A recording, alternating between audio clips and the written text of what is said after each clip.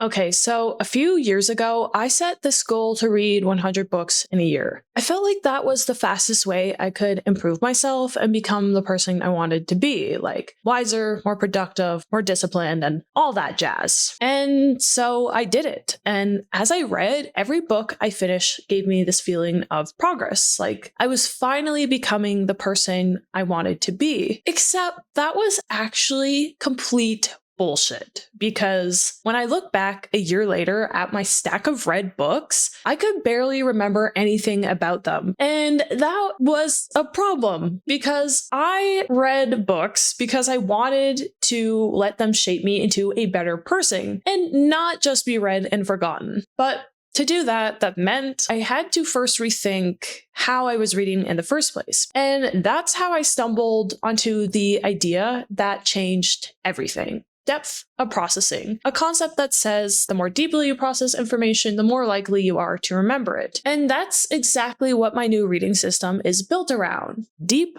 processing. So with that being said, if you want to actually remember what you read and not forget books 5 seconds after finishing them, here are 5 steps to help you do just that. Okay, so the first step in the system is simple. Stop just putting information into your brain and start pulling it out. In other words, use retrieval practice, which has been researched extensively and shown to be one of the best techniques for moving information into your long-term memory. So whenever you sit down to read, after you finish a chapter, close the book and then try to recall the main ideas from memory. You might not remember a ton, and that's completely normal. The point is to just make your brain work for the information instead of letting it passively wash over you. That little act of retrieval will literally strengthen the neural connections tied to what you just read, making it easier to recall later. Okay, so the next step is something you've probably heard a million times before. Take notes while you read. Yes, I know.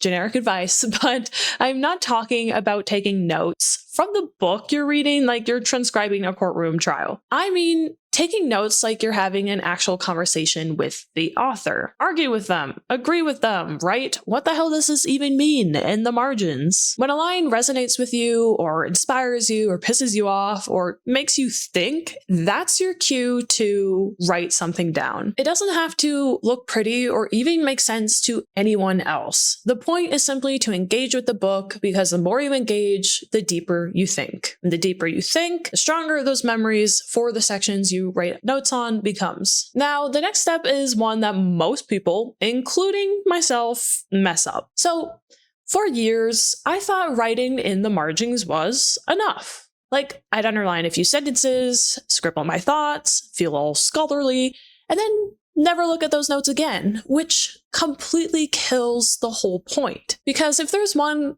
golden rule of memory, it's this: repetition spaced over time, which is why now when I finish a book, I don't just shelve it and move on. I actually revisit my notes and then expand on them. So for this step of the system, I'll focus only on my annotations, then I'll open up Obsidian and start fleshing them out.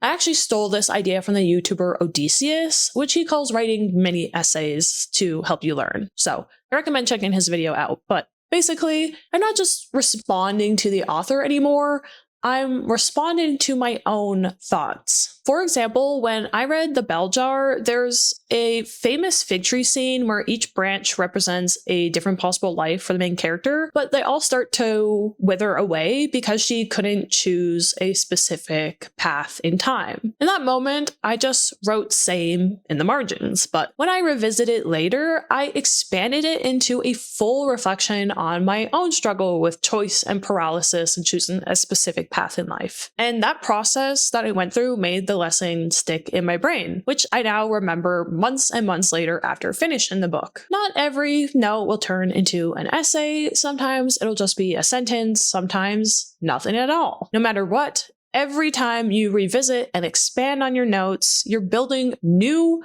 neural connections that make those ideas way harder to forget. And yes, this process can be pretty slow and sometimes tedious, but it's also one of the most rewarding parts of reading because you're transforming those books into actual thinking material. And I can personally say it's become one of the most highly enjoyable parts of my reading process. And for step number 4, we have don't read.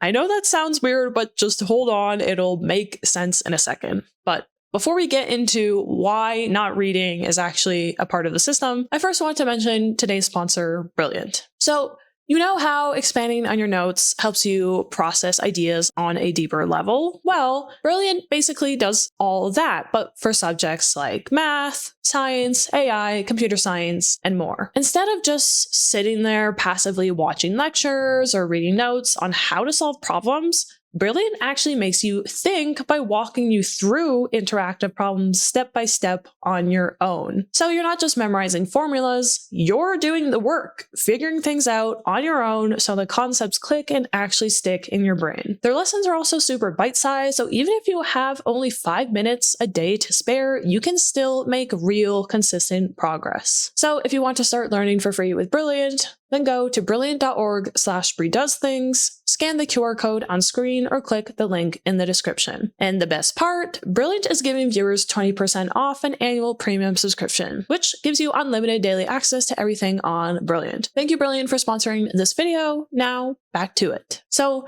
after expanding on your annotations, the next step is both the easiest and the hardest. Don't read. Seriously. After finishing a book, writing notes, and expanding on them, you need to put that shit down and resist the urge to pick up another book for at least a few days, maybe even a week. Honestly, this step is super tough for me because nothing feels more tempting than picking up another book right away, especially when I've got an ever-growing bookshelf just staring back at me. But the truth is, a book well remembered is a book well reflected. So this is the time to go on walks and mull over the themes, the lessons, and the notes you took. It's also the perfect window to chase your curiosity, like Google the author, research the setting, or explore the ideas that interested you. For example, after I finished The Bell Jar, I found myself asking questions related to the book, like, what were mental institutions really like in the 1950s, and what was Sylvia Plath's own life like? You can think of this like eating a massive meal. You wouldn't leave a buffet and immediately order another entree,